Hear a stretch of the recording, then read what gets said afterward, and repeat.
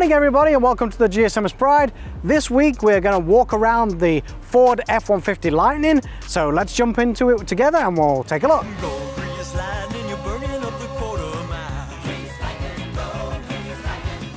So here it is, the all-new Ford F-150 Lightning, the very first all-electric Ford F-150. So I wanted to kind of go through it and show you some of the cool features on it. We'll take it out for a drive and kind of give you a little bit of a review on the whole thing.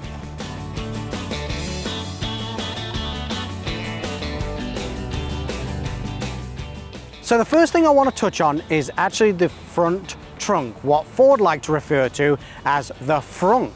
The frunk is really large in this. Obviously, usually you would have an engine up here and there's no engine. So let's take a look at the inside of this and I'll show you some details. So here's what's really cool about the frunk, as Ford like to refer to it. It's fully waterproof. You can put water in there, you can put ice in there. There's actually a little hatch here that you can actually put ice in the front there if you took all the rest of the stuff out. And it has a drain in the bottom. It's got a 14.1 cubic feet area for storage. It can hold 400 pounds, which is really heavy when you consider the front. But the biggest thing that this has, it actually has four 120 volt outlets in the front here, a USB-C and a USB output. So you can actually charge a lot of your items whilst they're stowed away in the vehicle when you're driving around, which is a really neat idea because you can, obviously if you've got anything electronics or if you're going camping, you need to charge some stuff up, you can stick it in there and it charges those out there, and you've got four 120 volt ports and then a USB-C and a USB. The next thing I want to point out is this charging system on this vehicle. So it has a front charging port, like most of the EVs these days. It has a Type 2 charging port itself, with also the addition for the fast charging, which is the CCM charge port. This vehicle, specifically the one I'm looking at right here, actually has a 230 mile range, but if you get the extended range, it actually goes all the way up to 320. So on the standard range battery, you have a 0.6 second peak acceleration, which we'll see later on when we actually take it for a drive. 426 targeted horsepower, which is the equivalent. 775 pounds-feet of torque, again, which is the equivalent. And like I stated, the 230 mile EPA estimated range. On the extended range battery, you have a 0 to 60 of mid 4 seconds, and I can personally attribute that it is 4.1 seconds on the standard range, so it's definitely going to be around that kind of time. Targeted horsepower is 563, targeted pounds-feet of torque is 775, and as I stated, 320 miles on the estimated range. So one thing I wanted to point out was the wheels.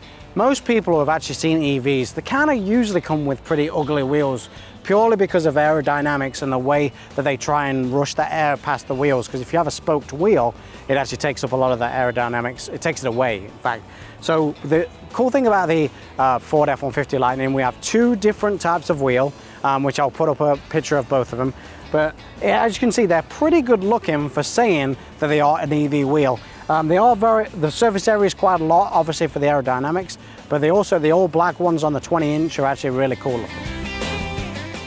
A couple of things I wanted to really point out, which is kind of a wow factor on this specific vehicle, is you have a 10,000 pound towing capacity, which is absolutely incredible when you think about what this vehicle is. This is an F-150, it's not a Subaru. We've got a 10,000 pound towing capacity, and then also a 2,235 pound weight capacity. Now obviously it does affect your range when it comes to the batteries, because obviously the higher weight will affect that range, but it is an absolutely phenomenal number when you actually think about it.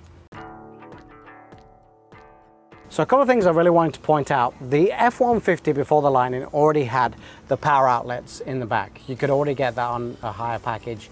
But a couple of things that are different with the actual Lightning itself, all the normal outlets are there. You've got your 240, which is surprising that you can run basically a washing machine or a dryer off a truck, which would be insane. You got two 120s, and then another 2 over there. So you can power a lot of things using this, and obviously you've got the workbench. But one of the impressive things about this, you can actually power your house for 3 entire days at 9.6 kilowatts return power if you had a power outage at your home. Now, I have to point out something. Ford have advertised that, but there is a little bit of a caveat. You cannot do that unless you buy the correct Ford charging station at your house, because you need to have it convert back to charge back into your house. So there is you need to get an electrician involved to be able to do that. You can't just plug into the wall and have that happen. So before you do that, do check it out. I'll put up a link to Sunrun and their website, and you can see how you can actually get that connected. So another couple of really cool features in the bed is they made this what they call their workbench. So you've got 2 different lengths. You've got it in an imperial and metric, which is basically a ruler or a measuring tape. So when you're measuring or cutting, let's say, wood on the base. There is a bottle opener on the side, which I don't really know why Ford would put that on there, but maybe they want you to drink and drive. Who knows? There is also a place for either your iPhone that you can put up there, or an iPad you can stack up there too. So when you're working and you need to watch a YouTube video or whatnot. There's also places to clamp things to the bed, which is actually a really neat bed. So this bed is extremely capable tailgate, and also the fact that you can use it for multiple things. Just like any Ford F-150, there is a step to get up on the bed and a helping hand, and it will definitely hold my weight, as you can see. One of the neatest things about the Ford F-150, I've worked for Ford for quite some time, and they can get really complex when it comes to different models and trims and packages, etc. One thing they really did with the Lightning, which I thought was really neat, is they actually narrowed it down to only 4 options. You either have the Pro, an XLT, or a Lariat, or a Platinum. So the good thing is with those specific ones is that will take you up on your comfort levels and options, but there's not the thousands of different options that you had on the old F-150.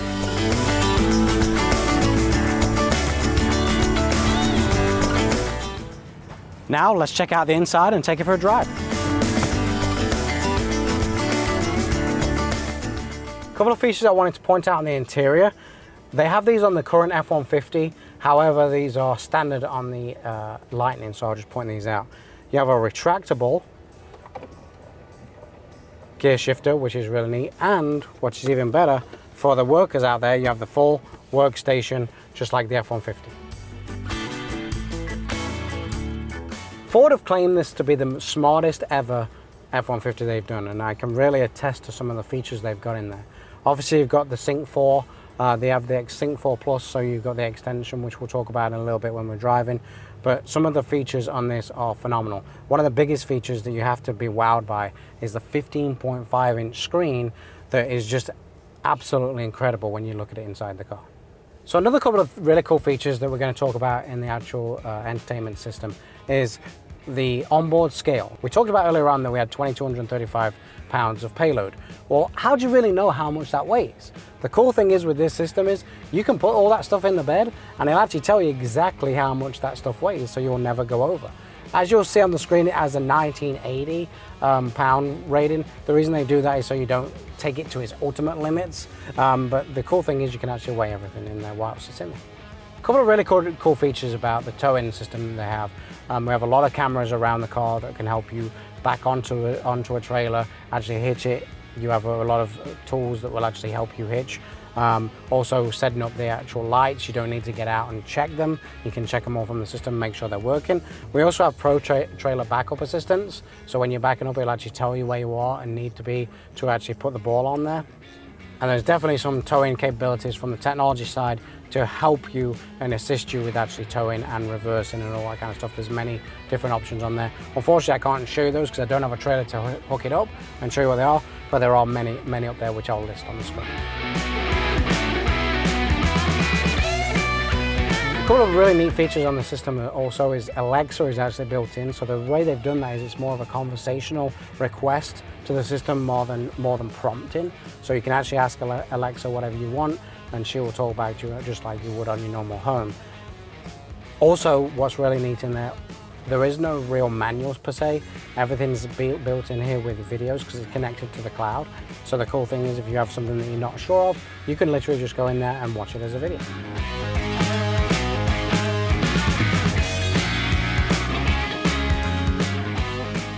So let's take it for a drive and see how it goes, and we'll get some footage and see what we can find. So a couple of things after I first got to drive this vehicle that I was absolutely blown away is just the fact of how incredibly fast this is. When you're talking about a truck that shouldn't drive like this, it's pretty incredible, in fact. So I'm gonna actually wait till we get on the highway, and I'm not gonna break the speed limit, I promise. But I'm just gonna show you real quick how fast this thing gets up and goes. So I've got a camera that's facing the speedo. And one thing I did want to touch on regarding the screen is, what's kind of neat is the way Ford actually designed this display. It's a full digital display, but it also counts kind of like an RPM monitor on the left hand side there. As you can see, it goes up and down when you drive, and then you've got, I guess, the fuel tank, if you like to call that, and then you've got the miles per hour. So let's hit this thing and see what it really can do.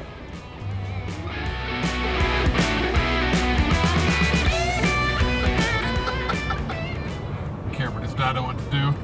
As you can see, it definitely gets up and goes when it wants to, and it always puts a smile on my face. I just feel like a truck shouldn't drive like that. You know, the cool thing about this truck is it's really smooth.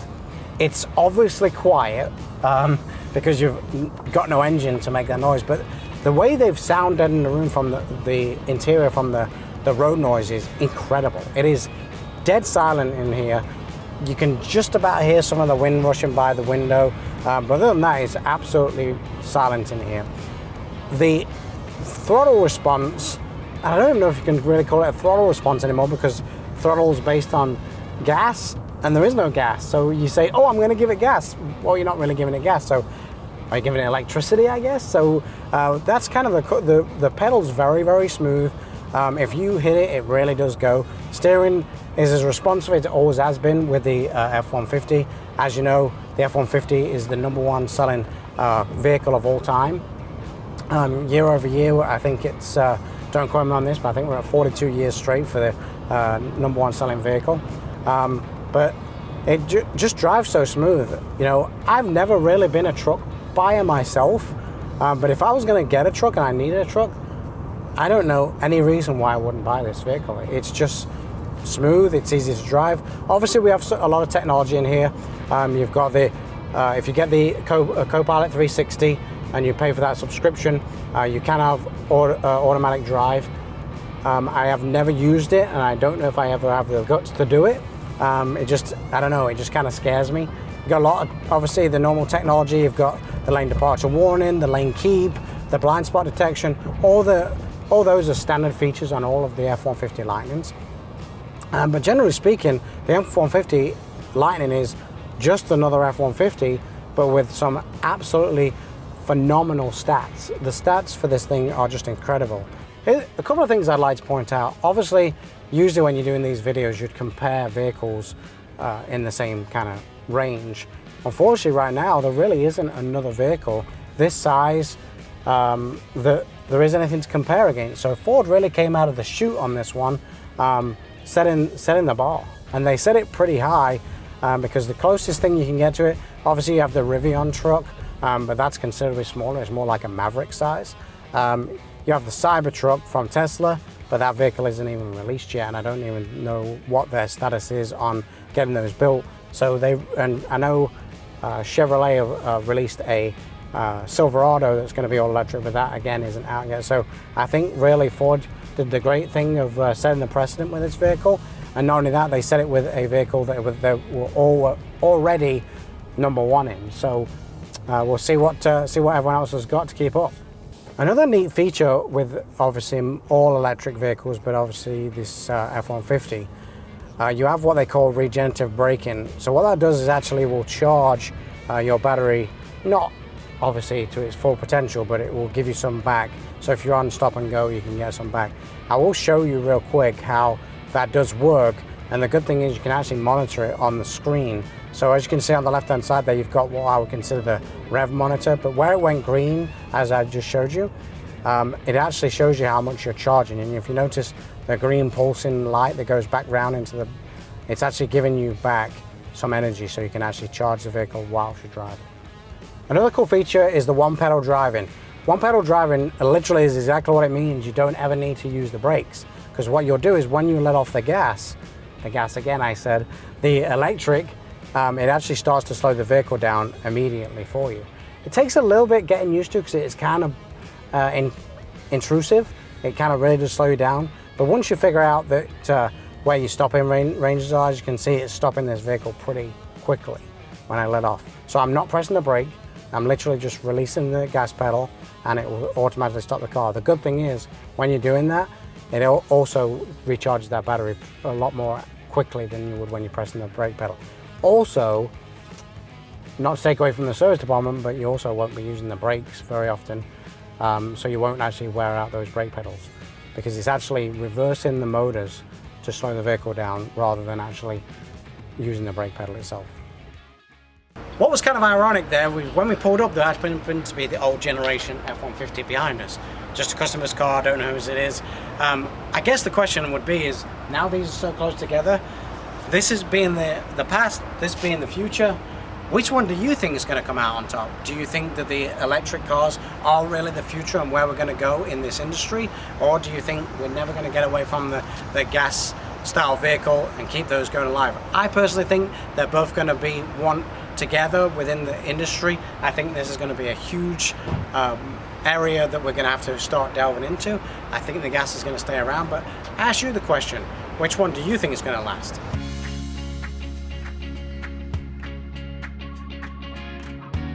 Thanks again for watching. As always, over at Lou Fuse Ford, we can replace the car, not the customer. On this side, I'm going to put up another link to a video. On this side, I'll put up to my subscription. Please check that out and subscribe to the page. Top corner there, Lou Fuse Ford subscription. Please subscribe to there, and I'll see you all next week.